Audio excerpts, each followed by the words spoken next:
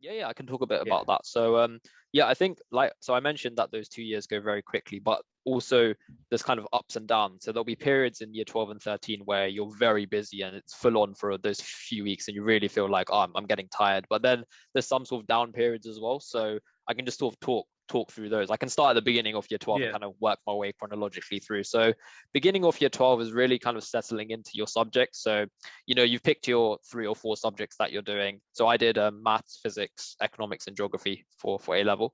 Um, so you kind of pick those and you're really trying to, test the waters with those, see how the jump is from GCSE to A level, which can be tricky for some. So those are kind of the first few months of year 12. And you then sort of start getting talks from school about, right, you need to now start thinking about, universities, what course you want to do. And year 12 for me was trying to figure out what I actually wanted to study. So I never really knew I wanted to do civil engineering specifically. So I knew I wanted to do engineering, but I was never sure what type. So what I ended up doing throughout year 12 was doing research into the different types. So, like aeronautical, mechanical, et cetera, and sort of start eliminating them one by one until I was left between, I think it was mechanical, aero, and civil. And then I did some more detailed research into each of those and then decided civil was the best for me. So that was kind of on a grand scale of things what year 12 was about, kind of figuring out what you want to do, and kind of just really getting into your subjects. So at my school as well, we had to do AS exams after year 12, so that was kind of another stepping stone. So there was obviously the revision period during the Easter and then exam season afterwards, which you had to kind of get through. And then it was really after that was when you started thinking about your personal statement, your uni applications and things like that. So that already kicked off in the summer term of year 12.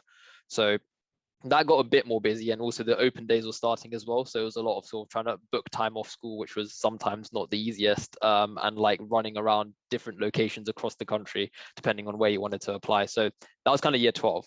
And then year 12 summer, kind of just continued that on. So over year 12 summer, I really made sure my personal statement was as final as it could get, because my aim was to, once I got back into year 13, just make sure that my personal statement only needed a few minor tweaks here and there, and then it was good to go. So year 12 summer was very much about finalizing my personal statement, doing, I don't know if you guys have heard of the super curricular stuff Oh that they yeah. recommend. Yeah. Yeah. So things that you should be doing outside of your course that kind of go beyond what you're taught at school. So doing some sort of super curricular reading or looking at documentaries and papers and things like that over year 12 summer. Yeah, that was kind of year 12. And then year 13, so I applied to, so the 5 universities I applied to were Cambridge, Imperial, Warwick, Bristol, and Nottingham. And so if you apply to Oxbridge, you have an earlier application deadline. So my school wanted my personal statement in very early. So it was pretty much a few weeks after starting year 13, I had to submit my final personal statement. So which was why it was so important for me to get it done over year 12 summer. So then year 13, as I mentioned before, year 13 term 1 was probably the busiest, because it was submitting your personal statement, then preparing for the entrance exams. So Cambridge has for engineering, they have, I think, called the ENGA. So it's like the engineering assessment. And that was at the end of October. So you're kind of prepping for that alongside. And then after that, you're starting to hear back from universities, whether you're successful or not, and then you get interviews. So in terms of how that went, so I got offers from all 4 of my universities apart from Cambridge. So I got a interview at Cambridge, which was in December of term 1. And then after that, so I wasn't successful in Cambridge, but all the others I received offers for before Christmas, in year 13. Yeah, and then I think after that, now you kind of reach down period. So you've done all your sort of interviews and you've heard back. So year 13 Christmas was actually quite nice for me, because I didn't have any exams afterwards because my mocks were later on in the year, and I'd done all my university stuff. So I actually could enjoy my year 13 Christmas, funnily enough. And then it went sort of after year 13 Christmas, then it started ramping up again with sort of preparing for your A-level exams. So that's kind of how those 2 years went in a nutshell. Yeah. So for your I think it's really interesting how you pointed out like your year 13 Christmas was very enjoyable. Yeah. So do you think it's important that you actually just took like those 2-3 weeks out just to sort of more focus on relaxing, enjoying yourself, because you knew that in the next like 4 or 5 months it would be essentially hell, like it would be very stressful. So do you think like for all of us, like when we go through these periods where Yeah. we know that there's going to be a long time, or in the grand scheme of things like a very intense period, it's important to have that point of relaxation?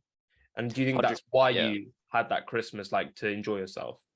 Yeah, 100%. I think it's definitely all about work-life balance. So you don't want to end up sort of burning out and being sort of really unproductive by the time you get to your exams, because that's when you want to sort of be at the peak of your performance. So if you do sort of get a chance to have that down period, definitely take it. So because I didn't have any exams or sort of coursework or anything after Christmas, there was no reason for me to work at the same level as I would be during exam season. So definitely take those opportunities. I mean, I don't know how sort of for you guys, it'd be interesting to hear actually. So in year 10 and 11, were there periods where you could actually sort of dial down a bit, or was it very much full on for both of you as well? I think for me, year Yeah. 10, I don't think it was that stressful unless it Okay. was towards the end where we had a drama coursework to do. Yeah. We had a drama piece to do. But before that, there wasn't any like exams other than tests in school every few weeks or whatever between subjects. I think once year 11 came, the way our school did mocks right after the Christmas break, I think then there wasn't that much enjoyment in our Christmas. I guess the last like proper holiday we had was in October half term, I'd say, for year 11. Okay. But yeah, I think we're just trying to find that balance as well. But I think we Yeah. still enjoyed Christmas as well because, or the Christmas break, because you just got to find that balance and just work when you need to, have fun when you need to as well. Yeah. I mean, I wouldn't totally agree, purely because I mean in Christmas, even though I was working, I did plan on going on holiday to Tenerife with my family, but Yeah. that's when Omicron hit.